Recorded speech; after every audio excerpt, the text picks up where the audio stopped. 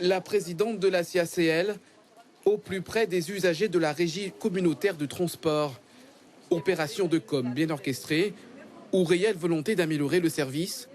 En tout cas, la visite de Marie-Laure Finera n'est pas passée inaperçue. C'est la première fois que je la vois. Réaction normale, hein. C'est la présidente. Pour une fois qu'elle vient, c'est une réaction normale. Vous avez l'habitude de la voir dans un bus? Non. Justement, la première? Justement, non. Qu'est-ce que vous avez envie de lui dire? D'être là plus souvent. D'être là plus souvent pour voir ce qu'on ressent, ce qu'on rencontre comme difficultés sur la ligne. Moi, je trouve que c'est important. C'est pour qu'elle puisse voir comment les chauffeurs travaillent et s'ils respectent vraiment les horaires. La ponctualité fait partie des plus importantes doléances. En une rotation, 80 personnes empruntent cette ligne qui part du centre-ville de Cayenne pour rejoindre le lycée de Balata. Et beaucoup se plaignent de retard et d'horaires inadaptés.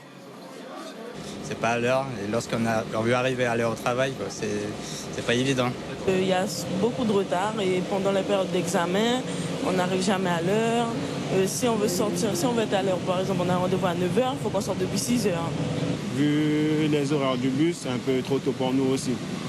Donc on est obligé de se lever trop tôt et attendre le bus. Des fois le bus vient en retard pour rien. Selon la CACL, c'est le trafic qui est en cause, des accidents, les embouteillages.